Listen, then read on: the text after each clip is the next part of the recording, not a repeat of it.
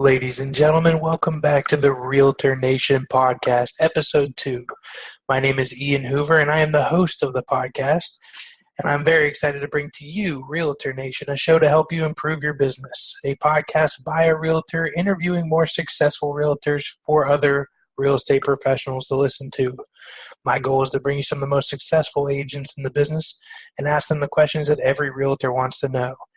87% of real estate professionals fail in our business. Let's change that. The agents I'm interviewing have not only succeeded, but they are truly some of the most successful, talented agents in our business.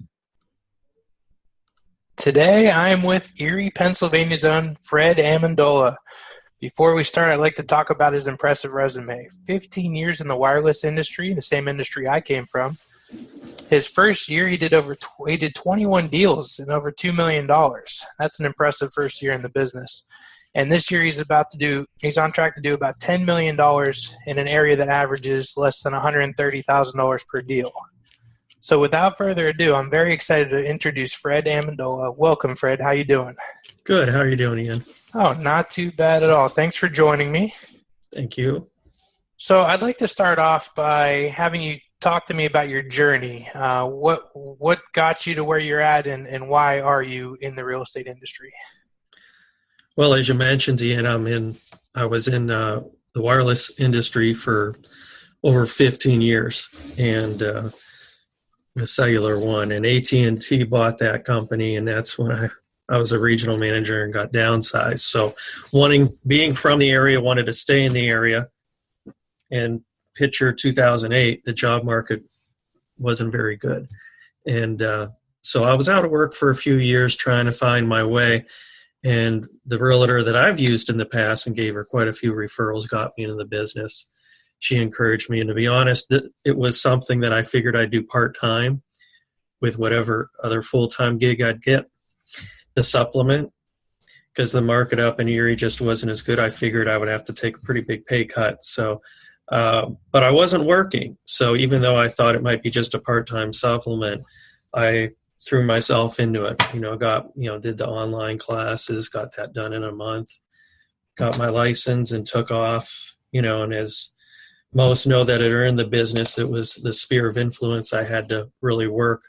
And I didn't have time to do a 3-year plan or 4-year plan because, I'm married, we have 3 kids at home, and I was out of work for a few years. So didn't have time to ramp up and say, oh, you could get to where you need to be in 3 years. So just a lot of marketing, to the sphere. I tried a lot of new things my first year, and then kind of paid attention to what worked and did more of what worked and less of what didn't the second year, and got more efficient as time moved on. And we're chugging along pretty well now. Wow. I mean, it's amazing. And I actually, originally from Erie, the reason why I was excited to bring you on is because you're like my uncle's best friend. We go back a long ways. Yes. So I keep him busy too. Because I think one of the things that I bring to the table when I'm talking with sellers and buyers, I am from the area. I have a pretty big core of folks that I work with, like your uncle. Someone needs some painting, they need some, whatever they need done to their house. I have an electrician, and I feel like a general contractor most days, to be honest. Most of my days I spend more time talking with electricians, plumbers, HVAC guys, because we're in a solution business, and that's what I spend a lot of time doing. Because in real estate, with the transaction as it is not as clean as it is, things pop up. And if you're dealing with houses anywhere from $50,000 to $150,000 in price range, there's issues that come up and things that need fixed. And people are busy. They don't have time to deal with that. They just want to keep making money doing what they're doing. So I take it upon myself to put the troops into action whenever we have an issue that needs to be taken care of. So John's been a big help, as well as, like I said, I got some go-to people, but every day I'm talking to a couple of those folks and trying to be a one-call solution for my clients. Yeah, I do the same thing. I mean, being available to have a crew of people that you can call at any time for just about any situation is very important in our business and really makes you stand out from the crowd. One thing I'd like to get into before we start asking the questions that I have for you is, can you tell me a little bit about your market up in Erie? Because $10 million in production in Erie, I feel, is a very impressive thing compared to $10 million in my market of Pittsburgh is just a solid producer. Yeah, well, as you noted earlier, the average sale is about $125,000. So it's a lot of work. There's a lot for sale in the city where home values are generally lower, and you can't sit back and be picky and say, oh, I'm going to take everything 150 above or whatever. So, and I like to help everyone out, and that's why I really think we're here to do. So, but in that end, I do spend a lot of time on these deals, these smaller deals, because they present more challenges. And that's been really an eye-opener to me in the industry. In the cell phone business, if I sold a 50-phone account, it was a lot more work, but it was a lot more, the reward was there too. The 5-phone accounts were pretty simple to get and transact. Here, you have an $80,000 to $100,000 house, you'll do more work generally than if you have a house that's $300,000-$400,000. So in a lot of instances, it's more work, less reward. The reward for me, though, is there are a lot of challenges. You get title issues. I'm working on those. You get inspection issues, appraisal issues, more of them that you don't get on the higher end property. So, and that's where I spend a lot of time. And some people look at me that don't do that type of business and, why do you spend so much time with that? Somebody needs to. And it is rewarding, and I get a lot of referrals because of it. Yeah, I mean, my theory is always you can't turn away the small business because that will be a referral to something bigger down the road typically. So, well, great. I know I was born in Erie. It's definitely an area that has had its trouble, and I just wanted to point that out before we get too deep into here. So, in the real estate business, what's your favorite thing about the real estate business? My favorite thing? Well, I'd say the one that pops to mind is being the problem solver, pulling the rabbit out of your hat.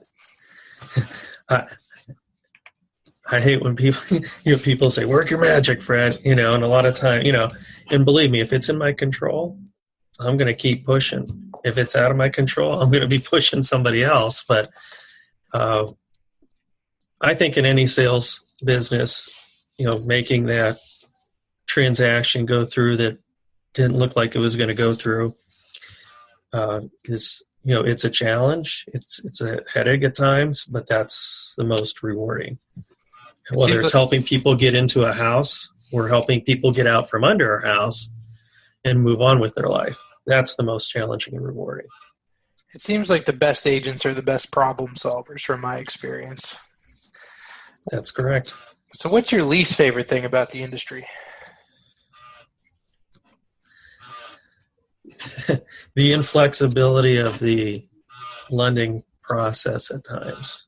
In other words, I have a few deals that we're waiting to close and waiting because some bank somewhere needs to send a letter, and it's apparent what that needs to be about and just to get the wheels move very slow.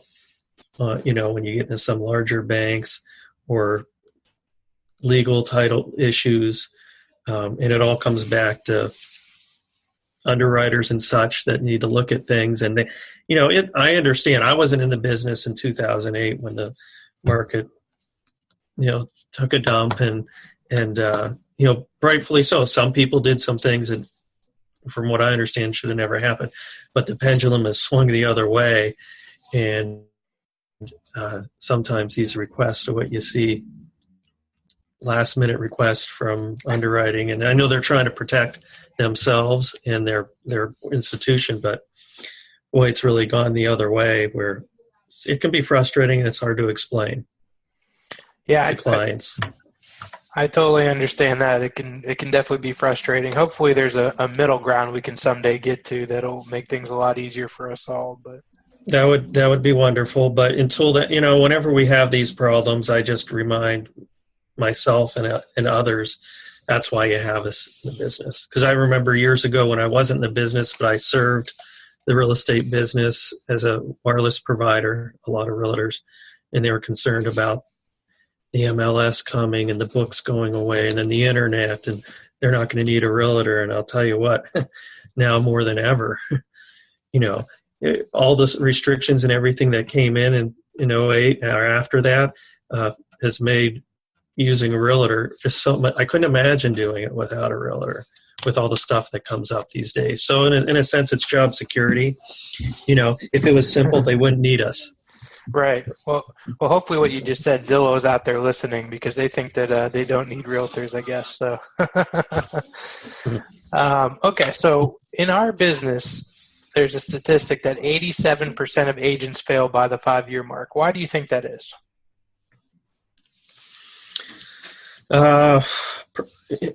And it is outside sales. I don't care how anyone sugarcoats it, but in any outside sales, it's a tough business, and you're an independent contractor. And I think self-disciplined, persistence. I cold called quite a bit in the business I was in, so my expectations, I think, were in the right place.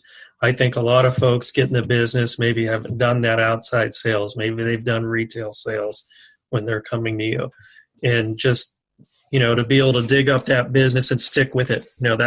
I think that's a statistic a lot of businesses that open up, small businesses have within 5 years, a high percentage of them don't make it. If they make it past that mark, then they're doing things right and sticking with it. So I think it has to do with just being able to handle rejection, being persistent. I understand if I make 10 calls and get one, that's a good thing. Someone that maybe hasn't done that type of work in the past might not get that. It might not get to number 10. They might quit before then. So, of course, once you do things right for a while, your sphere of influence kicks in. Again, I saw that in the wireless business, and I also managed outside salespeople, and a lot of them came and went, but a handful of them got past that mark, and it was, I wouldn't say it's easy street, but their activities are shifted. Instead of spending time finding a business, they're taking care of business and continuing to do the right things and market as well. But it's not, you got to get past that first couple of years, whatever time frame it is. I ramped it up quicker than that, but to where you're not constantly having a cold call to get all your business, your sphere is working for you. Yeah, I think for everybody it's a little different. Mine seemed to be like right around the 3-year mark I started to really pick up without having to do cold calls. But obviously you still got to do those calls, whether it's calling your sphere of influence or calling somebody, because it's a relationship business. That's what we're in. So. Well, that's the other thing. I had a discussion with another realtor the other day, and they were surprised. Actually, they walked in and saw me making calls to people that I haven't heard from in a while. And they're like, that's why you do so well, because I'd never do that. They said, I'm not as motivated to do that. And whether it's a downtime at an open house or this time of year when we have a little more time, I've always learned from the outside sales business, you can never stop prospecting. Okay, you can never stop prospecting. If you wait till things slow down on the sales end to start prospecting again, now you're in for a slow couple months. And I've always been a consistent performer, because even though I might be busy as heck writing up business or closing business, you can still always fit in a few phone calls, a few emails, some Facebook or other social media. You got to still do the other stuff, because if you stop doing that, the business will stop.